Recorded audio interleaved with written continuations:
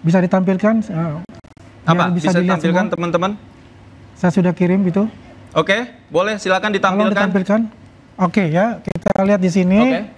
Sebetulnya sudah ada pertemuan ya di Istana Presiden, Istana Wakil Presiden, dihadiri oleh tokoh-tokoh ini. Ada Sofyan Wandandi, ada Pak Mekeng ya, ada Andi Gani Nuawea ya. Jadi apa yang dikatakan tadi bahwasanya tidak ada pertemuan ya, itu dibantahkan karena memang nggak bisa di dalam itu membawa HP ya. Jadi dititipkan. Nah disinilah ya, ini kan tokoh-tokoh dari NTT ya menjembatani, dan ini adalah Pak Sofyan Wandandi juga merupakan, beliau itu adalah tangan kanan dari Pak JK. Ini sebentar, saya tanya dulu, ini foto tahun berapa? Pada saat 2017 itu. Dan pertemuan ini dalam rangka apa? Dalam rangka mengkelirkan dan juga silaturahmi dan juga permohonan maaf dari Pak Silverster Matutina dengan memberikan secara adat. Ini kan tokoh-tokoh NTT, jadi memberikan adat sarung ya, adat NTT kepada Pak JK dengan permohonan maaf dari Pak Silverster Matutina itu. Jadi kalau dikatakan apakah ada pertemuan, ini ada pertemuan. Saksinya adalah Pak Sofyan Wandandi dari pihak JK. Bertemu langsung ya? Nah, coba ya. Anda bisa menjamin Pak Silverster bertemu langsung dengan Pak JK? Iya. Ini coba, Istana Wakil Presiden kan. Ini pertemuan ini nggak mungkin terjadi kalau tidak dijembatani oleh Pak Sofyan Wandandi gitu loh. Nah, sedangkan Silverster Matutina ini ya, 2014 ya, dia adalah tim dari Jokowi JK. Dan dia termasuk di dalam tim Jenggala. Tim Jenggala itu adalah yang dibentuk oleh Pak Yusuf Kalla ya, untuk sebagai relawan beliau gitu loh. Dan beliau masuk di situ gitu loh. Ya. Jadi tapi 2014 kan belum ada kasus ini, Bang Andi. Enggak, ini saya ceritakan bahwa ini ada hubungannya gitu loh. Kan 2014 2017 kan satu periode. Ya, Ya. Jadi kan begitu. Ya, kalau misalnya terjadi kemarin itu pada saat itu dia dituntut itu, ya mungkin ya menurut saya dia sudah minta maaf untuk itu karena keadaan pada saat itu memaksa dia untuk berbicara, dipaksa untuk berbicara. Saya rasa ada slip tongue di sana ya. Jadi dia itu meminta maaf untuk itu. Ya, memang tidak dipublikasikan, memang berdua ini mengatakan tidak akan mempublikasikan kepada media untuk itu ya. Ini yang saya ceritakan apa yang terjadi. Mungkin juga nanti ada novum-novum baru mungkin yang disiapkan untuk itu. Mungkin secara ini Pak hukumnya Pak terkait dengan orang besar yang dimaksud Bang Kozi tadi, Pak Jokowi di belakangnya. Nah, patut diduga. Sekarang begini, kalau kita bilang orang besar, ini kan masih pasangan JK dan Pak Jokowi dan JK, ya kan? Di mana orang besarnya? Pak JK ini adalah wakil presiden. Dan ini sudah adakan semacam, bukan istilah, permohonan maaf. Dia merasa salah. Ya, pada saat itu adalah siptang. Ya kan? Makanya dia minta untuk bertemu diselesaikan secara adat gitu loh. Adat NTT yang dipakai ini sebagai kebesaran permohonan maaf dia kepada Pak JK. Ini ya yang kita dapatkan. Meskipun juga keluarga Pak JK melaporkan hal ini ke kepolisian, Bang Refli, Anda melihatnya seperti apa? Iya, kasus ini kan tidak hanya kasus yang terkait sama JK kalau saya baca ya, tapi keluarganya juga. Ini saya baca di sini. Kata JK, saya sih nggak mikirin, tetapi keluarga yang keberatan katanya. Itu satu. Yang kedua, kalau kita bicara tentang perdamaian, ini kan ada dua versi ya. JK mengatakan dalam berita yang dimuat di Tempo ini, mengatakan dia tidak pernah bertemu dengan Silverster. Tapi Andi Azwan tadi menyampaikan foto di depan Wapres. Nah itu kan perlu konfirmasi lebih lanjut. Mana yang benar sesungguhnya. Siapa yang ngomongnya bohong kan begitu. Ada dua versi nih. Kalau dua versi itu kayak ijazah, dua-duanya nggak mungkin asli ya kan, kira-kira begitu. Jadi ini apakah JK yang berbohong, apakah Silverster yang berbohong kan begitu. JK mengatakan dia nggak pernah ketemu, tapi Silverster mengatakan dia ketemu 2 kali, itu satu.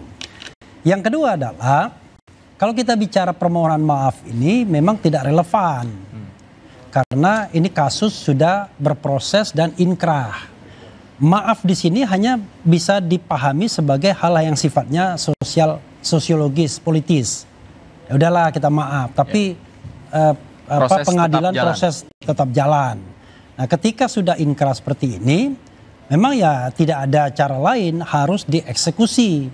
Karena kalau tidak dieksekusi jadi ada inequality before the law.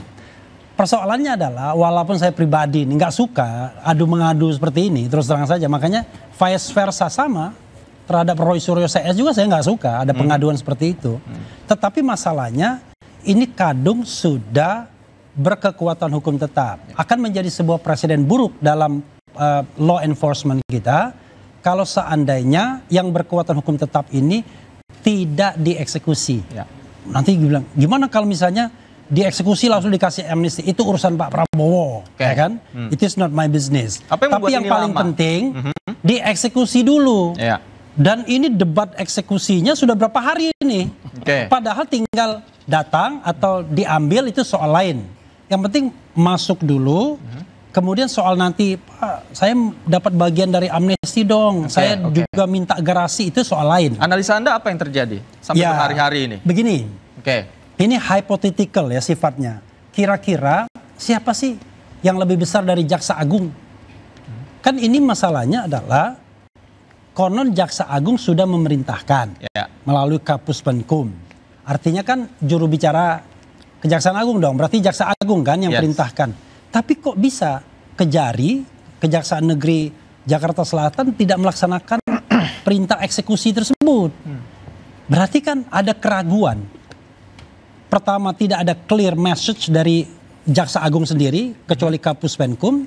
Yang kedua, Kejari atau Kajari, Kepala Kejaksaan Negeri Jakarta Selatan, kok kayaknya juga tidak takut atau hati-hati? Terlalu hati-hati. Barangkali dia nunggu sign. 2 sign yang ditunggu. Sorry ya. Sign dari Solo dan sign dari Istana. Kira-kira begitu. Kira-kira Istana ini gimana? Baik. Eksekusi nggak? Solo gimana? Eksekusi nggak? Karena asumsi saya harus ada orang yang lebih besar kekuasaannya dibandingkan Jaksa Agung. Kan begitu? Kalau tidak lebih besar dari Jaksa Agung, maka dia bukan orang besar. Dan menurut Anda yang lebih besar itu ada di Solo dan juga ada di Istana. Baik. Saya garis bawahi sampai di situ. Itu Bang hypothetical ya, hipotesis.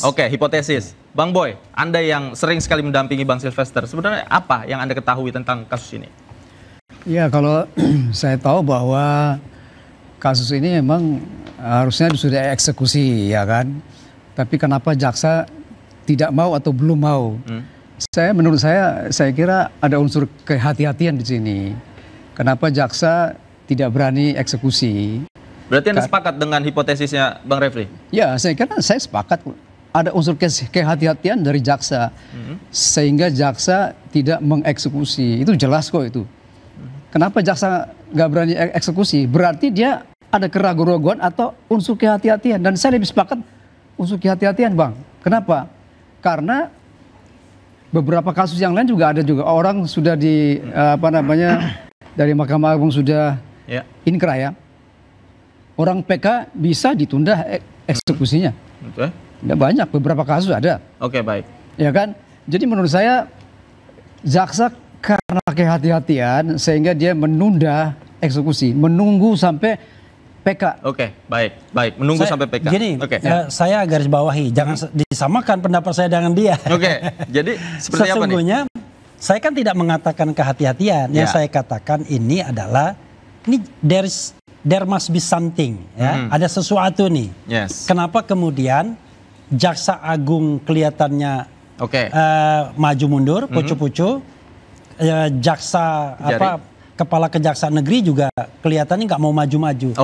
Dia saya katakan tadi, dia menunggu bukan soal hukumnya, tapi soal politiknya. Dia politiknya. Tunggu sign. Baik. Sign dari Solo atau sign dari Istana.